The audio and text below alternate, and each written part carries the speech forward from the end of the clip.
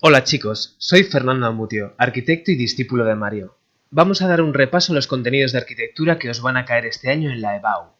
Como a veces esto de la historia nos parece un poco ajeno y no le vemos la aplicación práctica, creo que va a venir bien contaros un encargo que construimos hace poco. Veremos que lo que estudiamos en clase tiene mucha repercusión en el mundo profesional. En arquitectura el esquema es siempre el mismo.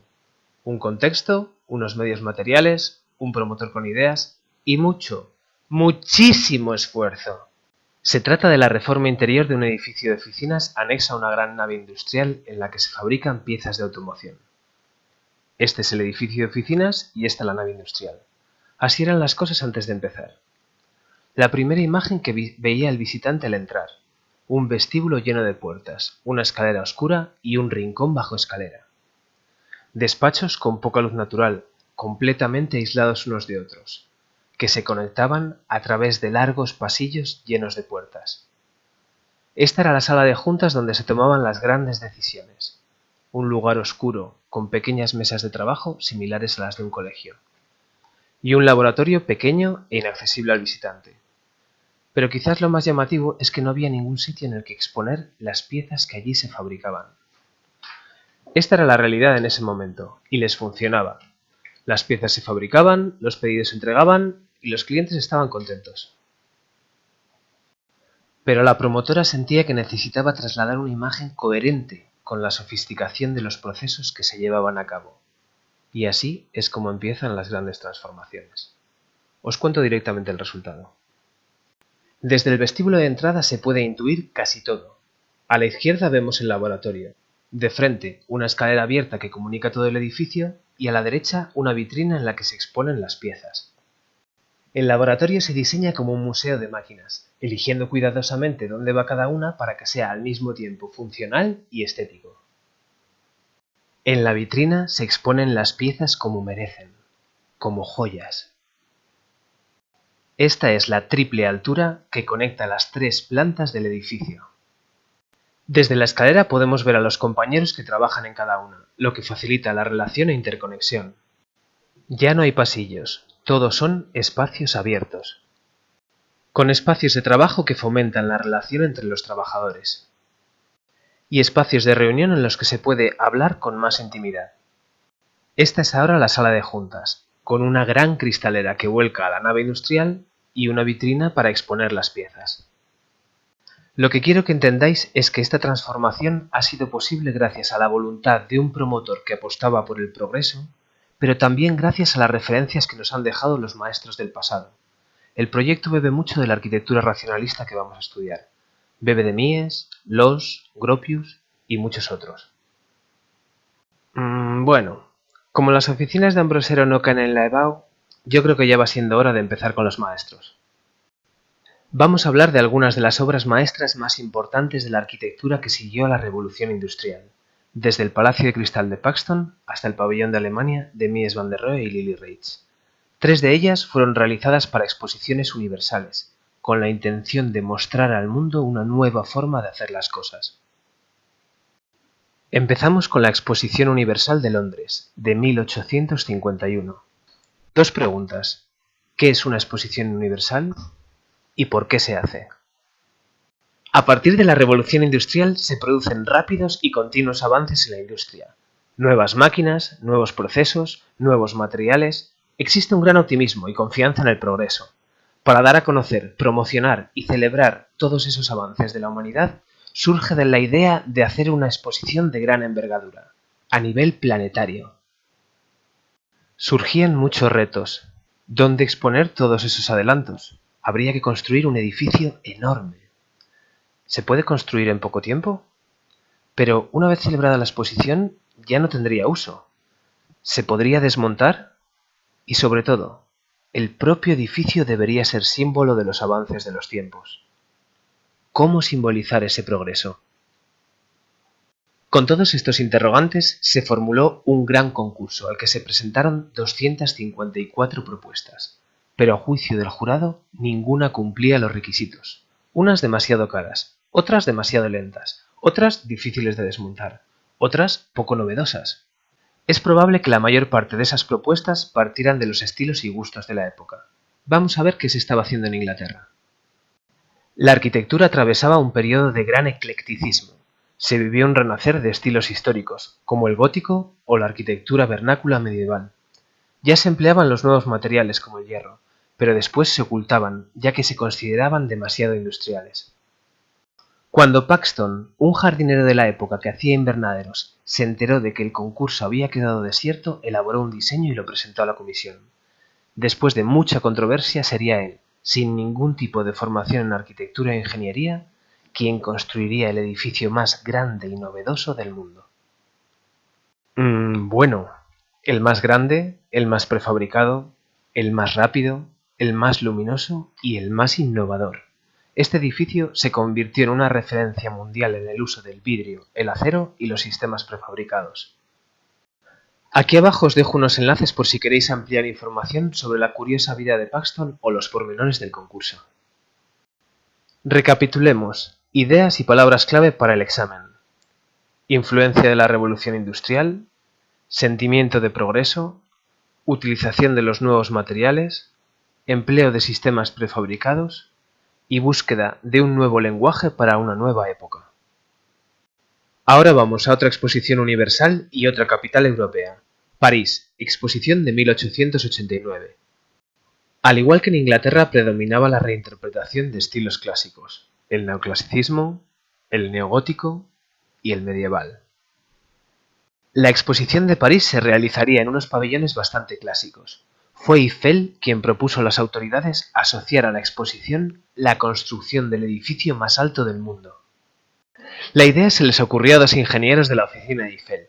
En los primeros croquis era solo una estructura. Eiffel no mostró interés, pero siguieron avanzando con el diseño hasta proponer un edificio dentro de esa escultura. El edificio más alto del mundo. En ese momento Eiffel se emocionó e hizo todo lo posible para que fuera una realidad.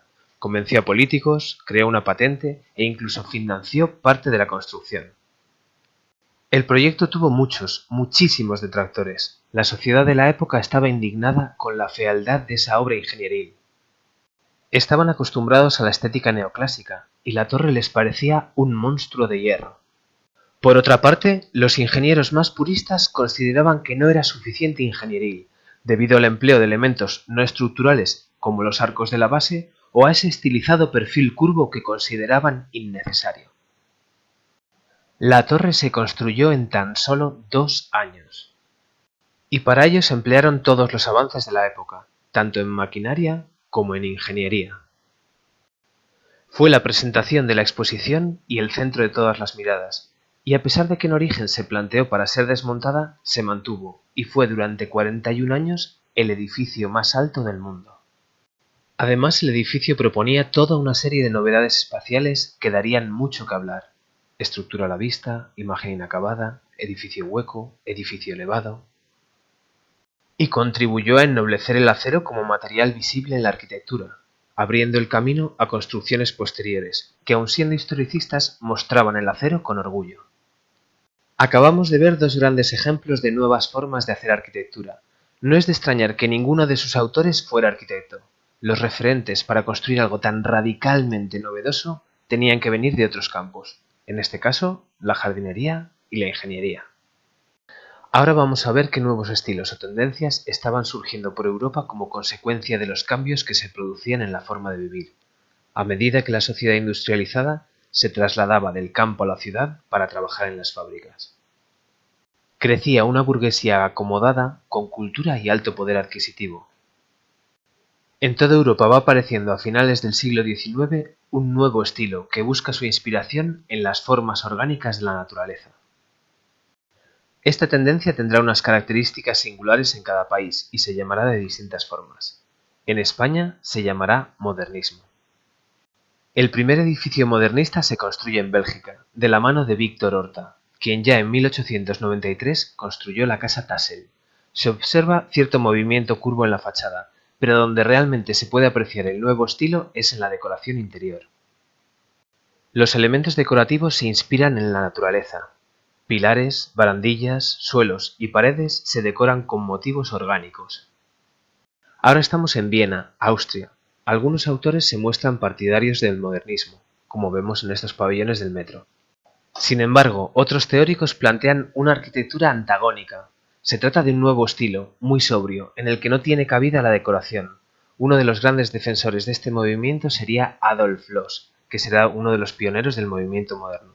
En este edificio, Loos sintetiza algunas de sus ideas.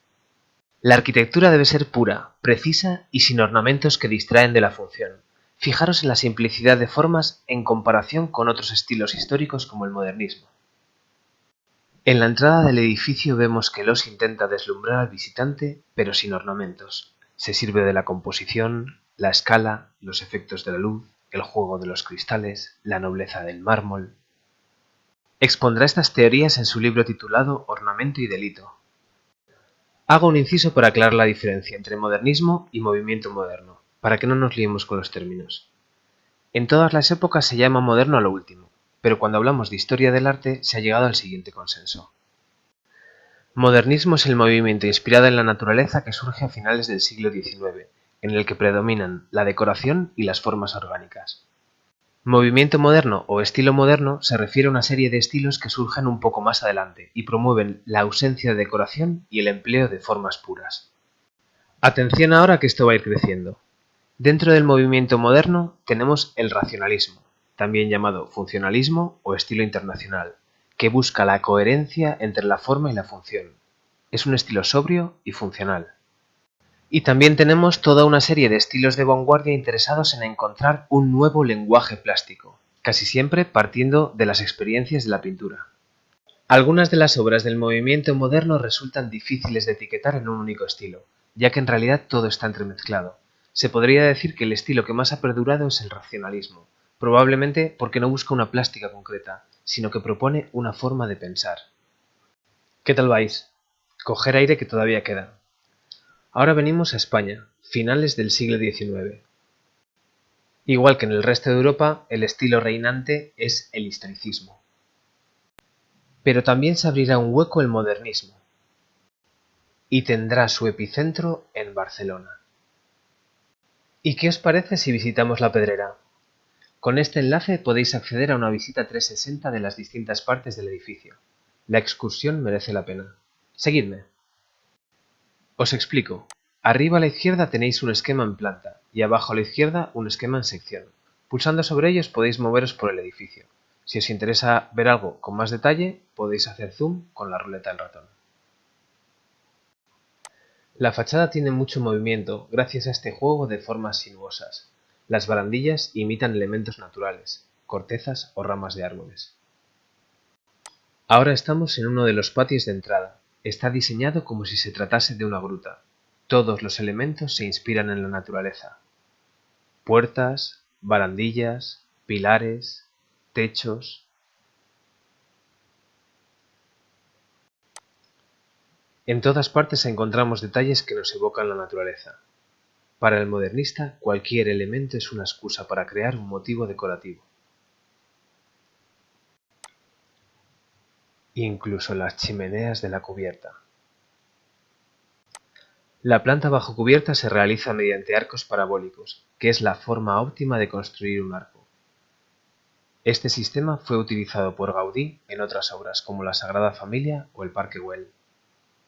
Para terminar con Gaudí, os recuerdo que tenemos cerca una interesante obra que está deseando recibir visitas. Recapitulamos para examen las ideas clave del modernismo. Ruptura con el historicismo, uso de formas orgánicas que imitan a la naturaleza, profusión ornamental, promovido por burguesía e incorporación de nuevas técnicas. Vamos a hablar de otro estilo artístico que surge en torno a 1920 y tendrá gran influencia durante la Belle Époque. Es el llamado Art Deco y podría considerarse una fusión de estilos. Se inspira en las formas orgánicas del modernismo, en la descomposición y fragmentación de volúmenes de las primeras vanguardias y en la monumentalidad del antiguo Egipto. En esta obra vemos las formas fraccionadas y descompuestas, inspiradas en el cubismo, y también vemos ese interés por la monumentalidad. La curva ya no es orgánica y natural como en el modernismo. Ahora se trata de una curva geométrica y artificial, lo que permite una construcción más sencilla y racional. La estética también se inspira en las máquinas que representan el progreso, como el aeroplano. Se trata de un estilo opulento que solo podrá permitirse la clase burguesa. Uno de los edificios más representativos del Art Deco es el edificio Chrysler, diseñado por Van Allen. Sería el primer edificio en superar en altura la Torre Eiffel, aunque solo sería el más alto del mundo durante 11 meses. Se construyó durante la Belle Époque, también llamados los felices años 20, unos años en los que había un enorme optimismo y confianza en el progreso. De ahí que se eligiera este estilo, que simbolizaba el progreso, la innovación, la modernidad. De hecho, este estilo fue elegido para la construcción de muchos rascacielos de la época. Existía una especie de competición para construir el edificio más alto del mundo. Una competición que aún existe en la actualidad. Una curiosidad. En este momento, el más alto del mundo es el Burj Khalifa, en Dubái, con 828 metros de altura. Pero ya existen otros 2 edificios en construcción en Arabia Saudí y Emiratos Árabes que superarán el kilómetro de altura. Os dejo aquí un enlace muy interesante sobre la construcción del Burj Khalifa. Volvemos al edificio Chrysler. Fue diseñado para Walter Percy Chrysler, quien lo financió con su propio patrimonio como un proyecto personal y serviría para alojar la sede de su empresa. En él se sintetizan los principios del Art Deco. Fragmentación de volúmenes desde la base hasta la coronación. Esto hace que la composición varíe y mantenga el interés en toda su altura. Pensad que los primeros rascacielos se proyectaban siguiendo el principio de las columnas griegas: basa, fuste, capitel. Pero lo más representativo está en la original coronación. Vemos fragmentación de volúmenes, una muy novedosa utilización del acero inoxidable como acabado y formas curvas dominadas por la geometría.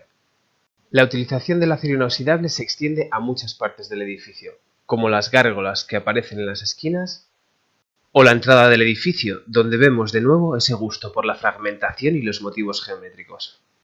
Podemos apreciar aquí la influencia de la arquitectura egipcia. Estas formas tan evocadoras y la enorme escala confieren a la entrada esa sensación de monumentalidad. Una sensación que se mantiene en el vestíbulo, a través de espacios altos, enormes losas de mármol y una tenue luz que da lustre al conjunto. Todos los elementos decorativos se diseñan al estilo Art Deco. Como en todo proyecto, el diseño fue evolucionando y mejorando hasta convertirse en el resultado que hoy conocemos. Su construcción está llena de anécdotas, que os animo a descubrir en este enlace. En Santander tenemos un buen ejemplo de decoración Art Deco en el famoso edificio Siboney, de estilo racionalista. Para visitarlo, decir que os apasiona el Art Deco, seguro que algún vecino os abre. Ahora hablaremos de uno de los movimientos de vanguardia de principios del siglo XX, el neoplasticismo. Como decíamos, todos estos movimientos están promovidos por artistas que buscaban abrir nuevos caminos en el arte, nuevos lenguajes. El neoplasticismo está inspirado en los experimentos cubistas de Picasso y Braque, y está íntimamente relacionado con el constructivismo ruso. Serán Mondrian y Van Desburg quienes primero promoverán este estilo desde la revista The Style. Entre sus intenciones están renovación estética, búsqueda de un lenguaje objetivo, eliminación de lo superfluo hasta llegar a lo elemental. Esto incluye eliminación del objeto, ya que es una distracción, depuración de las formas hasta llegar a la esencia, utilizando solo líneas y planos, y utilización de colores planos y primarios. Y finalmente, búsqueda de la armonía, con composiciones equilibradas que transmiten una sensación de optimismo. Rietveld, otro miembro del grupo de Style, trasladará esta nueva estética al mobiliario. En la silla roja y azul vemos el empleo de colores primarios, la superposición de líneas y planos y el uso de la retícula ortogonal. Ahora vamos a ver cómo Rietveld trasladó este nuevo lenguaje a la arquitectura. Esta es la casa Schroeder en Utrecht. No existe un plano de fachada como tal, la construcción se descompone en multitud de líneas y planos perpendiculares que se entrelazan. Vemos que ventanas, balcones y barandillas se componen como si se tratase de un cuadro. En el interior de la casa sucede lo mismo, las líneas y planos de color se superponen tridimensionalmente. Hasta el plano del suelo se trata como un lienzo neoplasticista. La casa también propone una nueva forma de relacionar los espacios. En lugar de separar las estancias mediante paredes, las habitaciones se separan con paneles móviles. De forma que la casa puede ser un único espacio como vemos en esta imagen, o dividirse en habitaciones. En el techo podemos ver pintadas las guías de los paneles móviles. Otra novedad que incorpora es la rotura o descomposición de la esquina, lo que crea una interesante sensación de apertura al exterior. Aquí os dejo otra retahíla de enlaces para que os divirtáis. En el primero podéis ver más fotos y leer más sobre la casa. En el segundo podéis hacer una visita virtual a través de vídeos cortos muy bien editados. Y el último es una especie de buscador que permite localizar obras de arquitectura. Ahora vamos a hablar del racionalismo, también llamado funcionalismo o estilo internacional. Estos tres nombres aluden a tres de sus objetivos: uso de la razón, importancia de la función y la voluntad de crear un único estilo que pueda ser aplicado a todas las naciones, sin importar su tradición. Entre sus características está la racionalización de los sistemas constructivos y las formas, un diseño funcional como el de las máquinas que se están creando en la industria, y la utilización de los nuevos materiales y procesos. El resultado es una arquitectura de gran pureza formal, líneas sencillas y ausencia de ornamentación. En esta imagen apreciamos la diferencia en la forma de proyectar. En el modernismo, cada elemento es un aliciente para crear un motivo decorativo. En el racionalismo sucede lo contrario, se reducen los elementos al mínimo, lo importante es la función. Al igual que otros movimientos de vanguardia, los arquitectos se interesan por la estética aerodinámica de las nuevas máquinas, en especial el aeroplano y el barco. En 1919 surge la escuela de arte y diseño llamada Bauhaus, con Walter Gropius a la cabeza. En ella se difundirán las ideas del racionalismo, intentando unir el arte, la artesanía y la producción industrial. Entre sus objetivos están la creación de la obra de arte total, en la que cada elemento esté diseñado y mimado siguiendo los principios del movimiento moderno. Ahora vamos a otra exposición universal, Barcelona, 1929. Aquí vemos algunos de los pabellones que presentaron las distintas naciones. Muchos de ellos se construyeron en estilos historicistas y buscaban trasladar una imagen monumental. Fue en esta exposición en la que Mies van der Rohe y Lily Reich propondrían la construcción de un ingenioso pabellón, con el que Alemania quería reflejar el carácter progresista, democrático y transparente de su sociedad. El pabellón no competiría en monumentalidad, sino en ingenio. Para ello buscaron un lugar apartado de las grandes avenidas, un rincón sosegado alejado del alboroto de la exposición. El pabellón plasma los ideales de la arquitectura racionalista, simplicidad y claridad. A través de un elegante juego de planos se consigue un fluido diálogo entre espacio interior y exterior. Se crea un espacio continuo y fluido que despierta la curiosidad del visitante y le anima a recorrerlo. La arquitectura se llena de reflejos, transparencias, matices y rincones. La relación interior-exterior se disuelve. Y todas estas ideas y sensaciones se transmiten con el mínimo de elementos, unos pocos planos horizontales y verticales. Se trata de una obra difícil de fotografiar, ya que resulta complicado transmitir sensaciones como continuidad o fluidez. Algunos de los principios racionalistas que se plasman en la obra son: la forma sigue a la función, el edificio quiere transmitir unas ideas y experiencias, la forma vendrá después. Pureza formal, el espacio se configura a través de un juego de planos que se superponen, libre de ornamentación. Planta libre y fachada libre. La fachada se independiza de la estructura mediante una retícula de pilares independiente. Mies acuñó dos célebres frases que sintetizan algunos de sus principios. Menos es más, con esto se refiere a despojar a la arquitectura de todo lo que no es esencial, y Dios está en los detalles. Cada mínimo detalle debe ser diseñado para que contribuya a reforzar las ideas que se quieren transmitir. Es posible que este pequeño pabellón sea el edificio más influyente de la arquitectura del siglo XX, a pesar de su reducida escala. Resulta sorprendente, ¿verdad? Como siempre, os dejo unos enlaces para ampliar información. El primero es una conferencia de un conocido crítico de arquitectura explicando el pabellón. El segundo es una visita virtual hecha por la Fundación Mies van der Rohe. En ella se explican muy bien las intenciones y los recorridos. Ya para terminar, os animo a visitar uno de los edificios más representativos de la arquitectura racionalista santanderina. Se trata de la sede del Ateneo. Organizan continuamente conferencias y exposiciones, así que no será difícil visitarlo. Bueno, espero que os haya gustado la clase y que os ayude a entender el valor de las obras maestras que estamos estudiando. Os animo a ampliar información visitando esos enlaces que os he ido dejando. Y por supuesto, os animo a visitar y experimentar la arquitectura. Mucho ánimo, artistas.